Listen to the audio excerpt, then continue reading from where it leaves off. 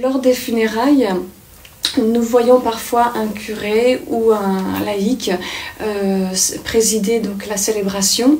Est-ce qu'il y a une différence et est-ce que des funérailles célébrées par un laïc ont moins de valeur chrétienne que si c'était célébré par un prêtre? Le principe de toute célébration chrétienne liturgique, c'est qu'elle soit conduite, présidée par ce qu'on appelle un ministre ordonné, souvent un prêtre, quelquefois un diacre, qui va signifier que le Christ est vivant et que c'est lui, finalement, qui conduit la célébration. C'est Jésus qui conduit la célébration. Et pour montrer que c'est Jésus, eh bien, c'est un ministre ordonné, spécialement choisi dans l'Église, qui va conduire la célébration.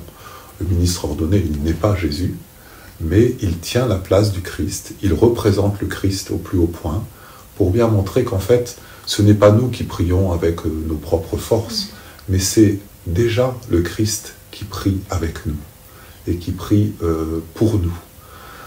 Donc, l'idéal, c'est toujours qu'il y ait un ministre ordonné, prêtre ou diacre, qui conduise la célébration.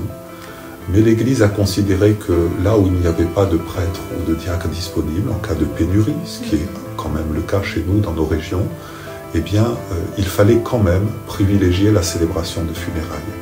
Comme il y a urgence, puisque quand quelqu'un meurt, il faut évidemment célébrer ses funérailles rapidement, eh bien, on préfère célébrer des funérailles en l'absence de prêtre si nous n'avons pas de prêtre disponible.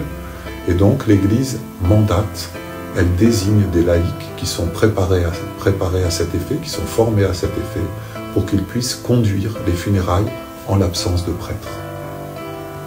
Ce n'est pas tout à fait la même chose, mais c'est toujours la prière de l'Église, et c'est toujours une prière liturgique.